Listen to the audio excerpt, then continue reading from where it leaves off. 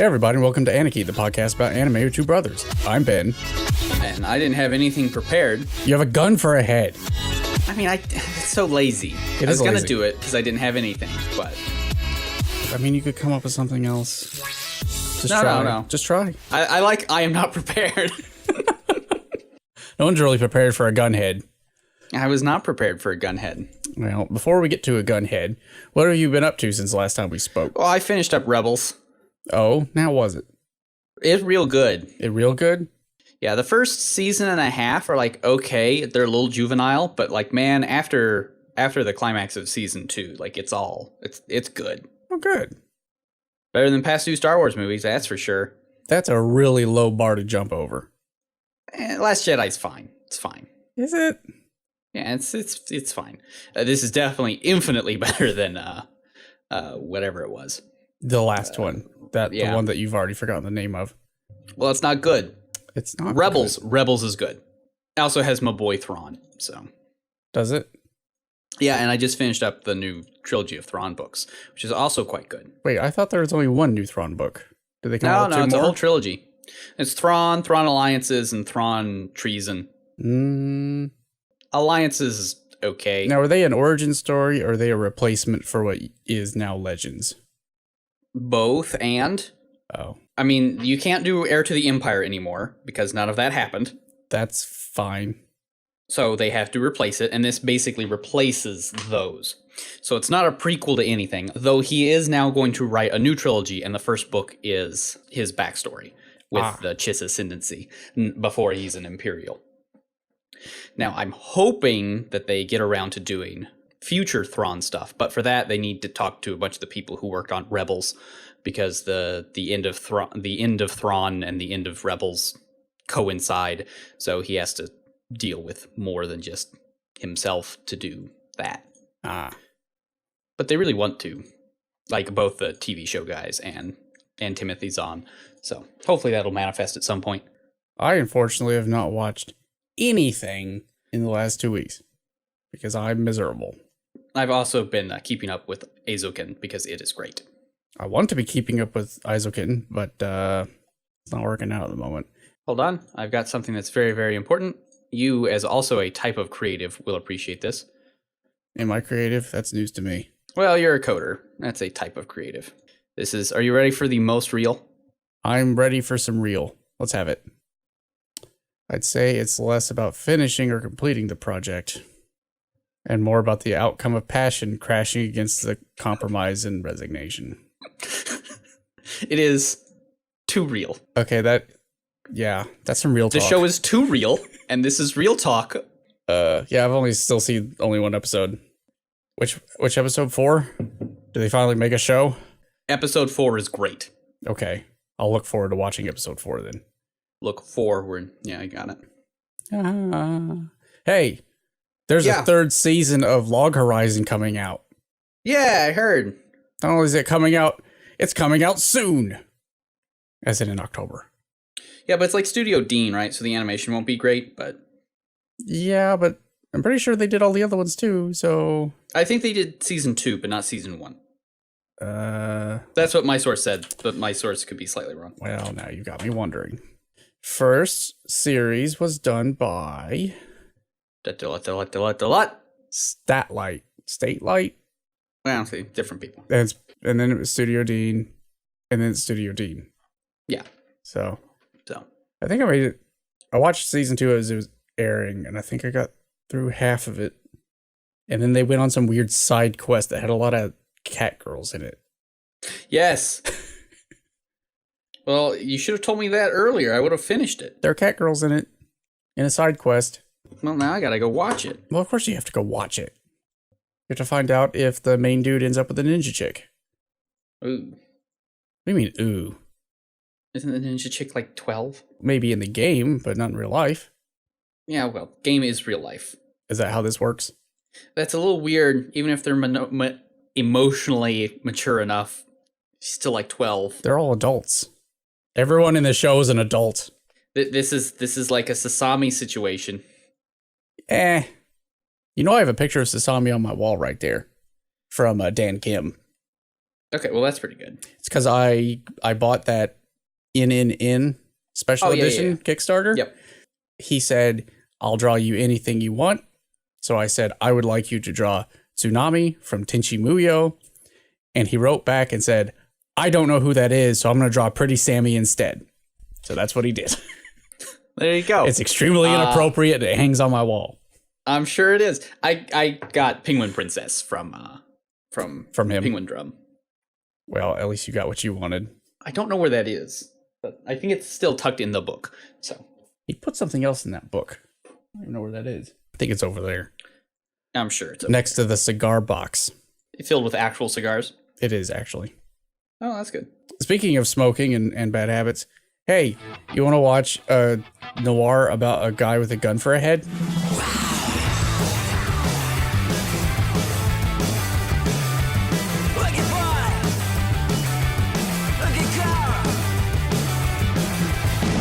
I mean, I did. Yeah. And then I did watch it. Yeah. It was fine. It was fine. I'm a little disappointed to find out that it was only the first half of the show. I thought it was the whole show. Turns out it's only half the show. The rest is going to air in April. Yeah, because it was like, okay, so this is an odd choice of last episode. I'm not sure I'll watch the second half.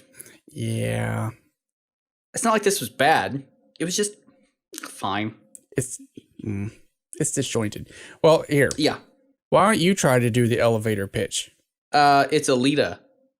It's not really Alita. It's Alita. There's no rollerball. Yeah, well. Or anything. But it is very heavily Alita. It's Alita, though. I kept getting strong Get Sack vibes from it. I've not watched that. You watched Get Sack? What are you talking about? Have I? Standalone complex? Oh, okay. Yes. Also true. Yeah, I was about to say it's also like Ghost in the Shell. Yeah. But it's more noir than Ghost in the Shell is. Ghost in the Shell is more like a police procedural. Yeah, so it's like a noir. It's like a noir Ghost in the Shell, but it asks the same sort of questions Alita does because its tech level is more like Alita cyberpunk and less like Ghost in the Shell cyberpunk. Sort of, kinda. Because it's all about mechanical cyborgs rather than like living in a digital surveillance state type situation. I'll push back a little bit on that. Alita is more upfront with its like philosophical vibes, like what does it mean to be people? This is just there are people that have augmentations. Well, because at the end of the day, the fatal flaw of this show is it thinks it's better than it is. Where Alita knew it was bonkers at a certain point. Yeah, and very much embraced it. They did end up on Mars or something with vampires and faces on a ball or something. Okay, look. I've not yet finished Mars Chronicle. I need to go back and do it now that a couple more volumes are out. But the vampires, come on, the vampires were fighting in St. Louis, okay, after the apocalypse. All right, very different. Oh, I apologize. The vampires weren't on Mars. That's ridiculous. They were fighting on top of the St. Louis Arch. My bad. Please. My bad.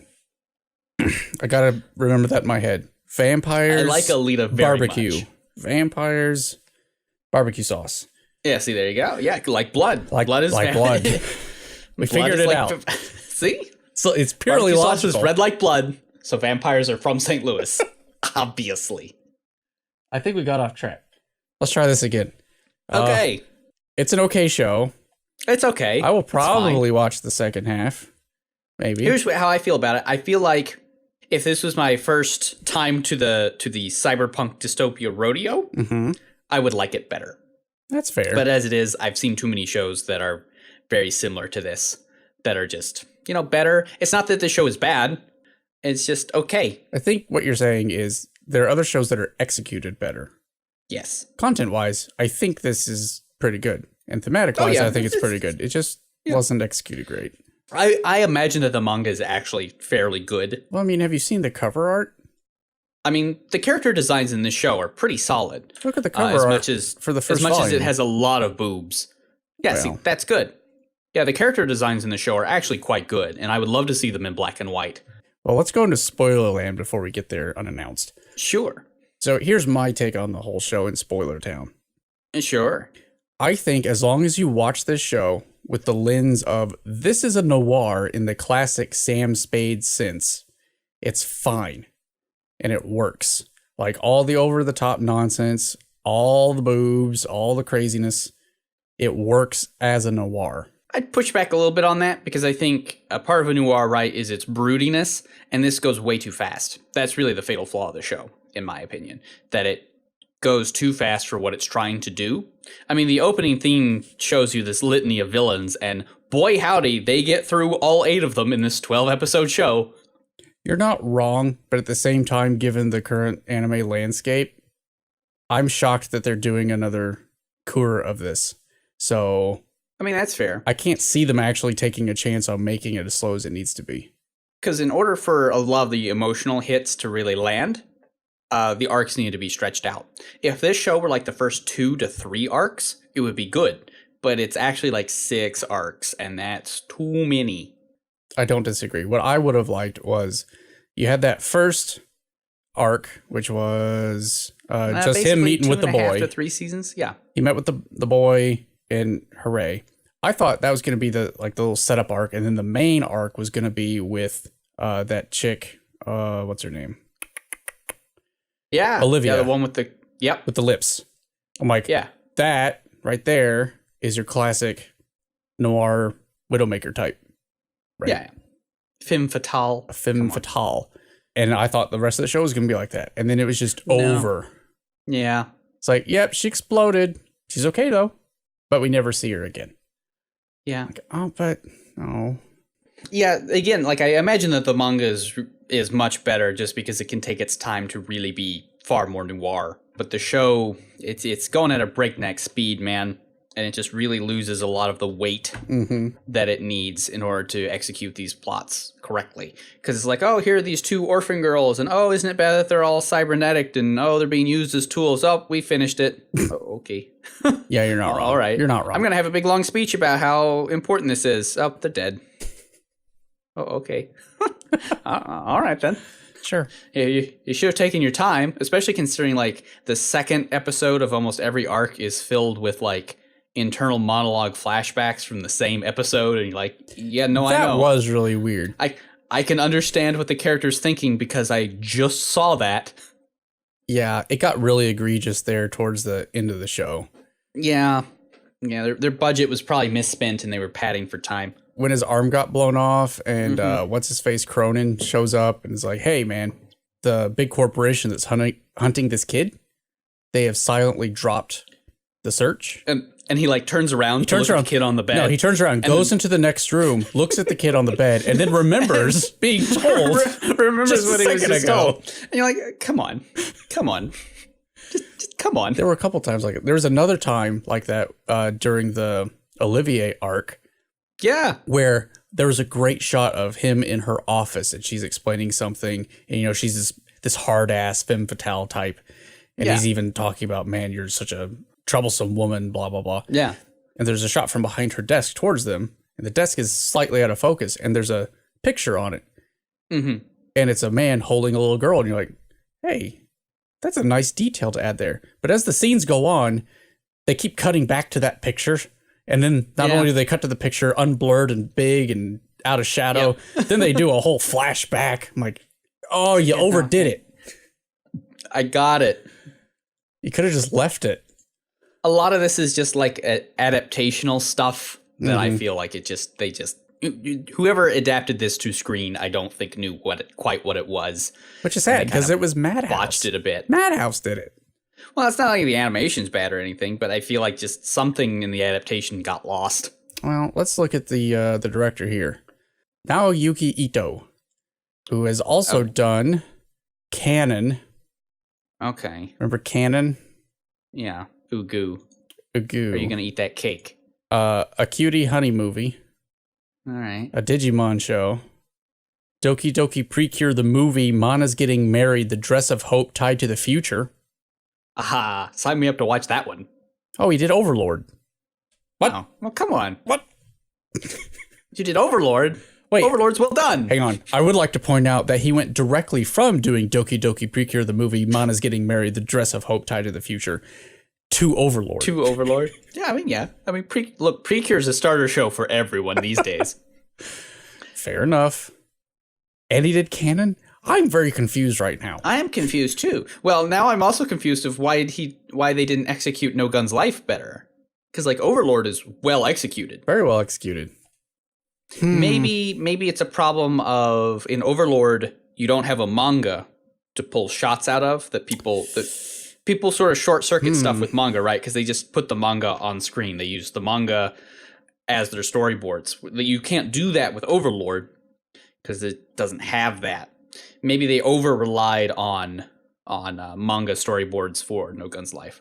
You may be right. Of course, I haven't read the manga, so I couldn't tell you. No, neither have I. But I'm just saying that maybe that's the problem. Okay, so anyway, the pitch of the show, I guess we should put... Well, I don't know why we didn't do this before. Pitch of the show is the guy has a gun for a head. Yeah, he does. He's a cyborg with a gun for a head. He's a detective-ish. And he's he lives revolver. in a city full of other people who are... Get it? Get it? He's a revolver. I got the joke. But he's a revolver. Yes. You get it? You get it? It's very clever. Thank you, show. The author was very smart. I do like the fact that they used a word to describe the people who are cyborgs as... Yeah, extended. It makes sense. Yeah. I feel like in this world, if it had come about naturally... Yeah, that makes sense. Just in the vernacular. They're called extended because they've been extended. Sure. Mm-hmm. And then I'm not really keen on the overextended part, but... Yeah, that's a bit of a like, oh, it's a word that's very similar. They're extended, but they have weapons in their extensions. You're like, oh, okay. Sure. Fine. But then this detective who has a gun for a head, he meets a small boy, and his life is turned upside down, at least according to Wikipedia. Wikipedia's never wrong. The young boy escapes from an orphanage. He has a special illegal extension made by the evil megacorp of the show called Harmony that allows him to basically take over cyborgs. And it's very important in that first arc that he has this power. It's the power to end all powers. And then after episode 2, we really forget how special it really is. Yeah, because we just kind of use it willy-nilly for dumb stuff. It's kind of useful every once in a while. Yeah. I mean, they use it effectively throughout the show, I guess, but... Moderately effectively. Almost too much. I think the problem with Harmony is that it's extremely powerful and seems to have no limit. They don't quite know how to handle that.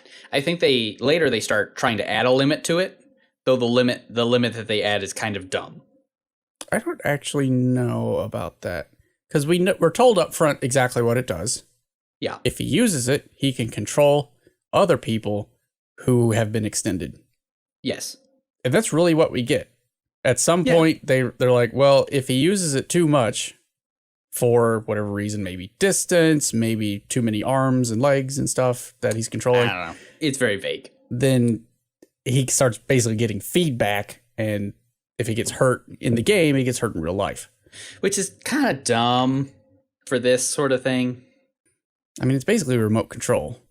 I don't know. If you want to complain about that, I would complain more about all the doohickeys and stuff Juuzou has. Because he seems pretty invincible. Yep.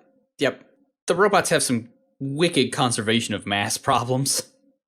Well, but it's best not to worry about that too much. Special metals. I suppose. Or something. Nanobots, something. But what'd you think of Juuzou? I like Juuzou. I think they did an okay. I mean, he is practically invincible, but I think they did an okay job of showing him having a very strong moral code and moral center, so he doesn't just like murder people left and right. So while you feel confident that he can win just about every engagement, you feel like he's restricting himself enough that it is still satisfying. I do like the little thing that they did with the cigarettes, because he's got to be this hard-boiled private eye type guy, right? Yeah, so he's got to smoke all the time. But they used it as an interesting device because he's so extended and all these are grafted onto his real physical body. Somewhere in there. He has extensive nerve damage, like real bad. And the longer he's alive, the worse it gets. His nerves degrade over time. It's basically like painful MS, sounds like. So he smokes these cigarettes that have a medicinal thing that makes the pain stop, or at least and lessens the it. nerves less. And if he runs out of them, he reverts back to his, I guess, base programming. Yeah, gunslave programming. Because basically his real human brain turns off and everything gets shunted over to the subbrain, which is clever. I do like how the extended work in this world. I think they set that up fairly well. Like the subbrain, it makes sense. Yeah, with the subbrain, it makes sense, and they use it smartly. Where it's just like, oh, you can go berserk if your nerve damage is so bad, only your subbrain works, and also like you can knock out an extended by destroying their subbrain, though it doesn't kill them, it just turns off all their extensions. Which is good. I think they did a good job with that. I don't know. I like his personality. It works. As far as I know, the only times I don't like him are the times where they try to shove like funny bits where he gets like embarrassed and stuff. Yeah, it's a little like, weird. You've been in a war. You've seen things. I don't think you can really be that flustered by, oh, this girl I know who I am not at all romantically interested in has moved in temporarily and has hung her laundry up. Yeah, it's a little silly. It's like, come on. I mean, I get that they're trying to inject some levity into it, but I do like Mary a lot. I like her character. She's the only girl that doesn't have massive breasts, and that's kind of nice. She's pretty upfront about it, too, because someone actually asked her at some point, how big are you, a B? She's like, no, a little bit bigger than that. Go away. But I like her as a character. She's pretty cool. And again, like I like almost all the character designs in this, giant breasts aside, but there are really good character designs. Yeah. I mean, you can tell that the artist here like really knows their stuff. Mary reminded me of Winry and reminded me how much better Brotherhood would have been if Winry had been in it more. Well, can't win them all. It's a great character. Should have more of her. And we got that what else with Mary, the at least. manga artist has done. That's a good question. Directed by, music by, the anime, published by, written by. Oh, it doesn't even have a link by his name, so this is probably about it. His only claim to fame. Must be. He did this and some art for other things and another manga called Doll's Folklore. And synonyms. Doll extermination to begin on an unlucky day. What? Okay. Yeah, he did art for Shangri-La manga. Well, moving on. What do you think about Tetsuro? He's kind of an idiot and a blank slate. I was going to say, he has the personality of a wet fish. A wet fish. Aren't most fish wet, though? Yeah, that's why he's so boring. He's not even a special fish. He's just a normal one. No, he's got the special voicey thing. Yeah, well, I do like the little thing they do with him saying, hey, he didn't destroy them. His vocal cords are torn out on purpose to make harmony work. So he has to talk through basically using a low version of harmony or using a subbrain on some voice box that he has on himself. So when he wants to talk, he just opens his mouth and words come out. Yeah, it's kind of cool. I kind of like it because it still makes me disturbed when I see it. I'm like, that's off. Yeah. Did my video freeze? Nope, that's just him. So I liked that bit of animation. Yeah, no, I again, like his character concept is fine, but he has like no personality to speak of at all. He's your typical shonen wannabe, and he has nothing to show for it. And by the end of the first season, they're like, oh, but maybe Juuzou really likes him and he'll be able to pull his trigger again. Yeah, he will. Like, he's definitely going to become Juuzou's hands, which is a special term for people who get to unlock all the special combat capabilities of a gunslave unit. But, yeah. I'd honestly rather it be Mary. Yeah, me too. She's a more interesting, engaging character. But it'll be what's his nut? Tetsuro. Tetsuro. Tetsuo is a completely different cyberpunk show. Sure. The only other character I really cared about was Olivier. Yeah, no, she got a good look. Some of the villains were cool, but they were only in like an episode each. So you're like, oh, okay. First of all, the one villain I liked the most, although he wasn't really a villain, was Cronin, which is Olivier's subordinate. He's a cool guy. He's pretty cool. I mean, he's in the show to be the cool guy, and he mostly succeeds. He also doesn't blink. Yeah, no, I know, right? He's creepy. Freaky. He's got a freaky face. Though he should be dead. He should be a dead man. By all accounts, yes. He should have died in that one episode. He should be dead. He's dead. Punched by mega armed. He's as dead as Mary Sue is dead. They're dead. They're both dead together, being dead. Speaking of, I did like the concept of mega armed because it was completely a thing of what's his face from Hero Academia. Same golden hair, same hero to everyone. Oh, yeah. All Might. No, I mean, he's All Might. Again, it's not like the villains are bad or even that the story arcs are bad. It's just they're very short. Like, he should have been built up more as kind of an interesting anti-hero type, but instead it's just like, oh, I'm evil now. And you're like, oh, why? Here is why. No, you're right. Okay, I guess they fight. Every time they introduced a new arc, I was like, okay, those other arcs were just setups to this one. This one's the main arc. Mm-hmm. And then it would be over, like the train one. Yep. I was like, okay, the train one. John messaged me about a train yesterday. Clearly, this is the last arc because there's only 3 episodes left. You would think that, wouldn't you? Nope, there's another one. I thought so too. It's like, no, the last 3 episodes have 3 distinct arcs in them. And you're like, oh, okay.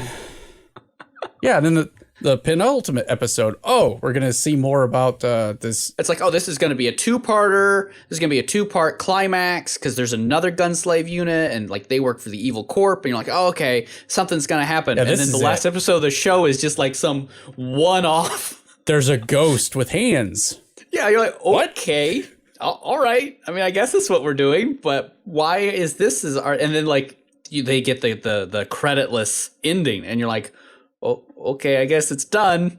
This was the climax of the show. We really didn't have a climax here, guys. You paced this show so terribly. Yeah, even if we knew ahead of time that this was going to be a 2-cour show, it's like you still put a cliffhanger in the middle because normally it's over Christmas break, right? Yeah. So there's got to be a cliffhanger. There's no cliffhanger. He goes to a spooky mansion.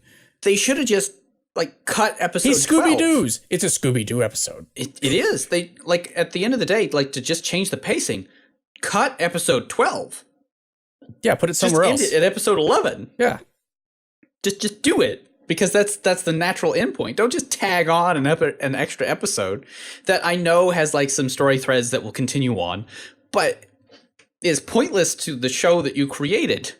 Mm-hmm. It's just bonus show, and you're like, oh, all right. Okay, well, there's so many of them. Let's run through the arcs real quick.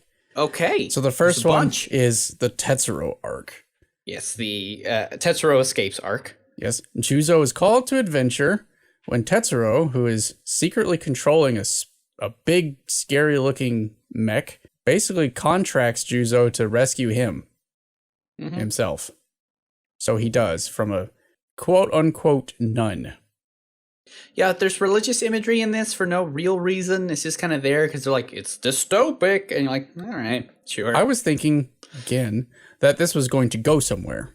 Oh, no, it doesn't, though, does it? Well, it doesn't. I was like, this is either... It's not going to be the main boss. You wouldn't show us the main boss in episode 2. The character they defeat here just doesn't come back. So you think, okay, well, she's defeated. She's defeated. So she's going to come back a couple times. She's that repeating mid-boss character, right? It's not, though. She's just gone. The Ribaloo. But nope. We meet her sister, who mentions her. Yeah. But we never see her again. Nope, she's gone. Maybe we'll see her in the next season as the end boss. Something tells me no. Come on now. Give me some hope. Yeah, that's not happening. I'm not going to give you any. And then the next arc is somebody stealing the limbs of children in the district that Juuzou and Tetsuro and Mary are hiding out in. And it turns out it's a wasp mech. Well, we're told that, it's this terrorist group who hates people who are extended, thinks the technology is awful, and we need to get rid of them. Spitzbergen. I'm like, ooh. Political intrigue. I like this. I like how it's getting more complicated. And it turns out that Tetsuro at the same time is like, I'm strong, even though I just got out of bed after being asleep for weeks. I will go and protect people as well. So he tries to go out and protect these children. And he meets 2 of them in an alley. But it turns out, twist, that the children are the ones stealing all the arms and legs. And then there's a big long thing about he wants to save them, and then he does none of those things. Yeah, but Juuzou does. Oh, and they do shoot Juuzou's gun head, and that's kind of cool. They do. One of the girls dies. One of the girls goes berserk, and they shoot the gun to basically stop her. And she survives. No, she doesn't. She does. The other girl does. Yeah, Inde, the mecha one that they had to shoot the gun for. No. Yeah. No. Inde's dead. It's the other one that lives. You know, son. No, I don't think so. I mean, they look the same, so, I mean, maybe I'm wrong, but I don't think so. So, you had the one. Oh, yeah, so I guess so. With all the spider legs. She goes berserk. Inde's extension. Okay, yeah, I suppose she goes berserk because the other girl who always held her hand and comforted her, she died.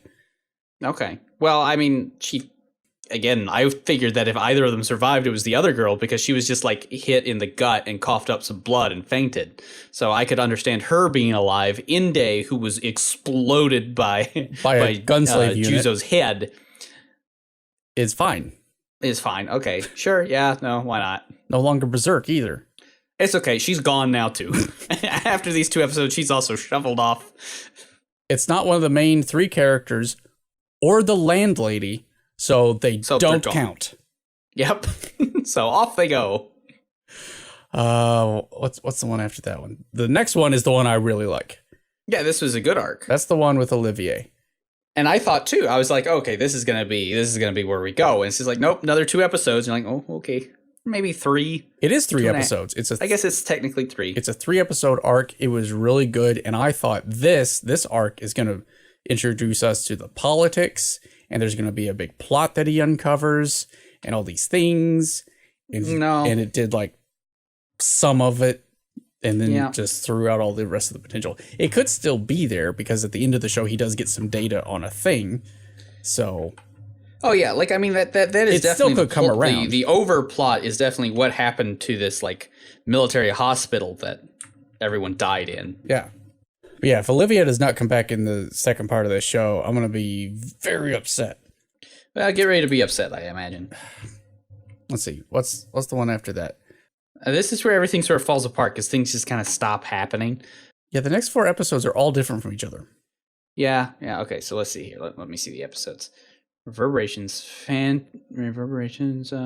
Which one's that? So, 9 and 10 are somewhat related. 9 is there's a bunch of talk about people getting assassinated because Mega Arm got assassinated. I think I tuned out of that one because like nothing happens in it. There's a lot of that. There's a setup of the nun's sister and the other gunslave unit maybe being activated, blah, blah, blah. So that's like the first half of the episode. And the second half is this whole thing with Colt. Yeah. But really, all that happens with Colt is he shows up. Yeah, he shows up. And leaves. And says, I have a job. We don't know who this character is. Come help me. Goodbye. All we know is that he knows Mary, and he happens to have a mechanical arm that Mary's brother made. Yeah, because her brother's missing too. Don't worry, it doesn't come up for the rest of the show either. So then episode 10. Why don't you talk about episode 10 in the train? Well, episode 10. You had some opinions. Not very good. I did have some opinions. It's difficult. So it turns out that Colt is hired by Spitsbergen to kill a bunch of people that work for the Evil Corp. What's the name of the Evil Corp? It's some German nonsense. Brurin? Beruhin. Sure. Something that's wrong. Yeah. Yeah. So basically, So the idea is the this war memorial, and if he blows up something small, it means all the people from the corp are going to be evacuated on this train. And he's a terrorist, and he's going to blow up the train with all these people on it, right? But the show is like it literally says be morally conflicted about this terrorist who's about to blow up a train filled with people the show has shown to be nothing but heartless, soulless bastards who want to control, manipulate, and torture children. Yeah. And Tetsuro stops him for a minute because it's like, oh, this is a bad thing. You don't want to kill all of these literal cyborg Nazis. And then the cyborg Nazis are like, They disable Tetsuro so Colt can actually blow up the train, or at least try to blow up the train. And then the evil, literal cyborg Nazis reveal, haha, the real evil cyborg Nazis we took off of this train, and this train is filled only with innocent children. Ha ha! Literal choir boys.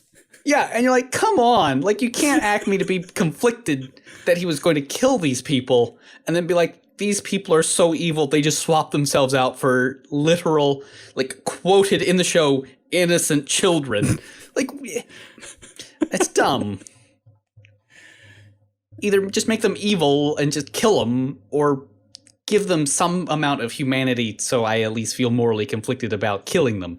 But there's been nothing in the show up to this point that shows anyone who works for Beruhin in any sort of good light whatsoever. They're all soulless bastards. Well, okay, I'm going to play devil's advocate a little bit. I'm not sure you can, but knock yourself out. Well, point A is that Tetsuro stops him, I don't think out of concern for the lives that are going to be lost. Do you really want to descend to their level?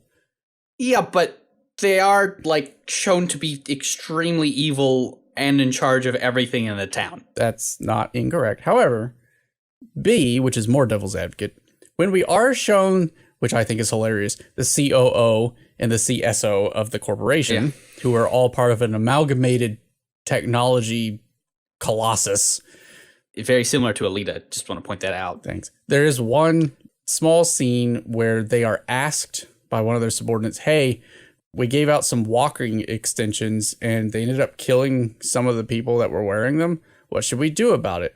And I fully expected the answer to be, screw them. We got plenty of people. But instead they said, remember, we built this corporation as a worker union, so make sure that their families are compensated and we put flowers on their graves. I'm like, I wasn't actually expecting that. I assumed that was a euphemism, to be honest. Now, to be fair, like an episode or two later, it was Colt's mom. My mom had an extension from them. She was testing it for them, just like the people that in that throwaway line. And Barron threw us under the bus and won't pay for anything, and they hate us. Like, yep. Why would you tell us this thing over here that maybe they are somewhat compassionate, and then over here basically take all that back? Like, there's got to be some people in this town. They're just evil. There's got to be some people in this town that think, you know what, those guys, they're questionable, but they've done a couple good things.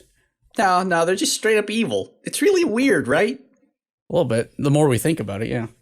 It's a problem. And that's why the train episode is such a problem, because it's like you've shown them to be nothing but evil. There's no reason for characters in the world of the show to be that morally conflicted about it.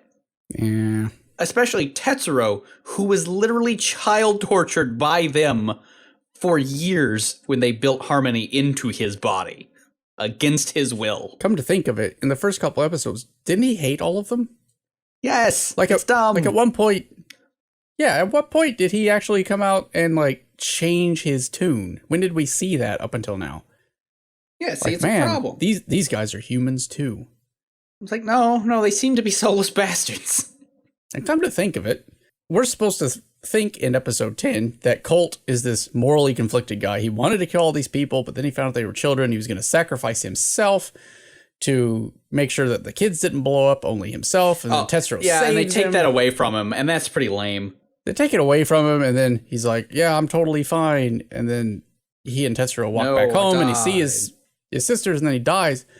I'm supposed to feel something for him, but I've known him for literal runtime of 30 minutes. Yeah, yep. I have no connection to this guy. Yeah, it's pacing issues. The show is rife with pacing issues, which, again, is not to say that this show is bad. It's not really bad. It's just not extremely well put together. It's not given time to develop anything substantial. Exactly. Like, I can definitely see this being, like, a noir show, one of my first noir shows, or, like, one of my first, like, cyberpunk that's more about dirty tech and cyborgs, and be like, this is fine, or really liking it. Mm-hmm. But I've seen too much, and I'm just like, it's fine. Yeah. It's okay. I probably would not, of my own volition, I probably would not have watched past episode 4. I would have been like, okay, I've got better things to do than keep going down this road. You want to talk about the last 2 episodes too, or? I mean, I suppose we can. In the last episode, Pepper shows up with Pepper 7. shows up. It's really weird because she's like, I can't tell if she's like jokingly saying that she loves Juuzou because he's also a gun. No. Or if she's like, no, into that. She's horny for guns. That, ugh. She's horny for guns and has a little boy, 7, who's a gun slave unit. Let's not think about that one too hard.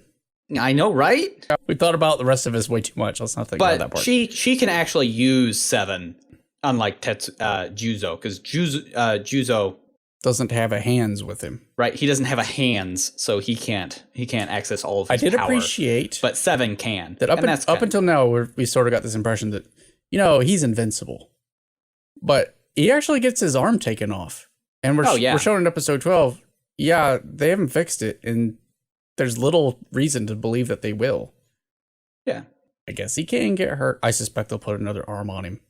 I mean, he is a robot, so I don't see why they can't. So, I mean, that's kind of cool. And I do like this sort of setup of, like, he's not a gun. He does not want to be a tool. Very Iron Giant-y. But that's what he is. But 7 is fine with it. Yeah. And he's fine being a tool and a slave, and Juuzou's not. It's like, okay. There's some good stuff there. But then we drop that immediately. And go on a Scooby-Doo adventure. I will say I really like the hand robot. I like the hand robots a lot. I like the think hand they're cute. robots, but at the same time, they don't fit anywhere. Like, they don't feel like they belong in the show. I mean, they're comic relief. I get that they are robot hands that have a will of their own. Mm-hmm. And they obviously are part of the show. They would exist in no other universe that I could conceive of. And yet they still don't feel like they belong. It's a little weird, right? It's Thing. Yeah, it's Thing. Is this really just the Addams family? I mean, it might be. No, it might be. I'm sure we could come up with some sort of analogous. Olivia is clearly Morticia.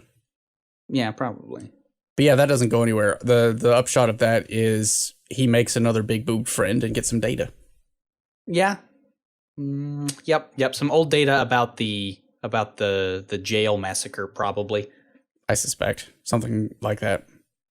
It's like the show has all this political intrigue in it somewhere, but it doesn't want to show you any of it. It's just shown in bits and pieces, kind of, and they're all spread out all over the place.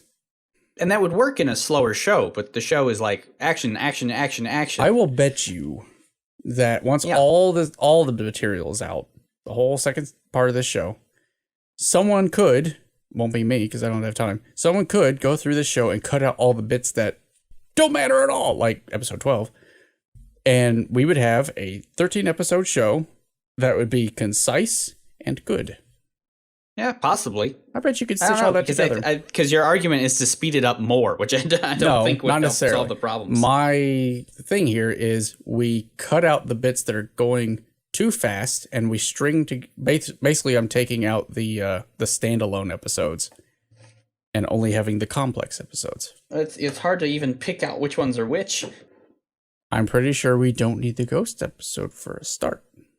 Probably not, but you also kind of do. Or the train episode. We don't need the train episode at all. Yeah, no, that's true. Nothing happens.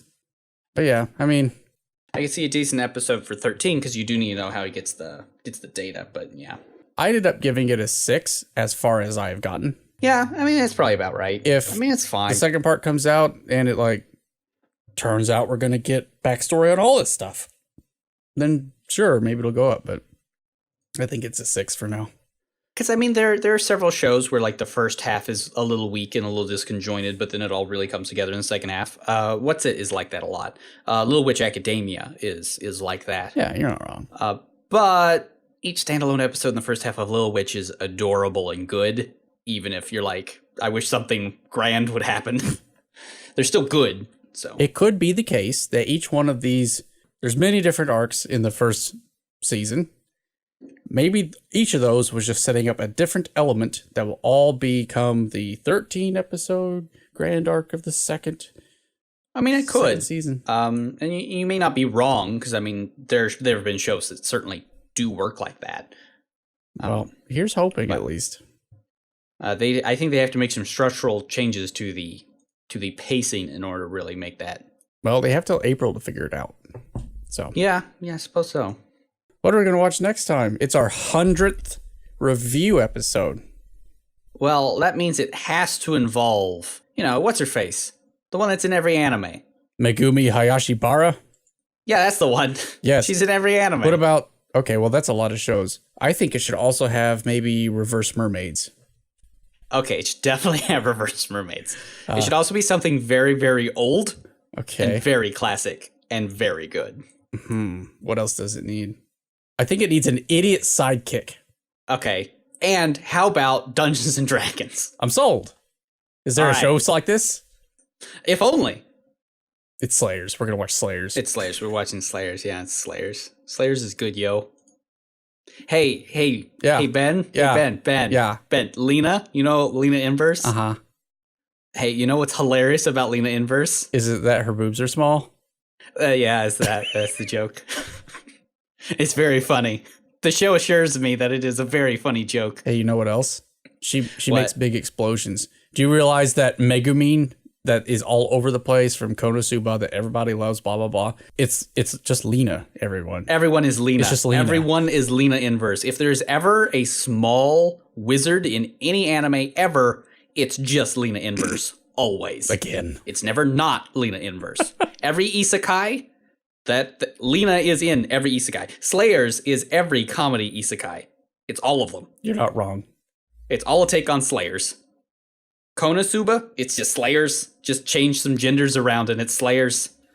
But it's all Slayers. All anime is Slayers. Slayers is the anime. At least the fantasy comedy, that's for sure. I'm pretty sure there's an argument to be made that Overlord is still Slayers. It is. What are you talking about? Anyway, we can draw all the comparisons next time. It'll be fun. Yeah, we can. There are many in plethora. I'm sure we can fit No Gun's life into Slayers. It's the genesis of so much anime. Oh, it really is. It's crazy. All right, bye forever. We'll see you next time.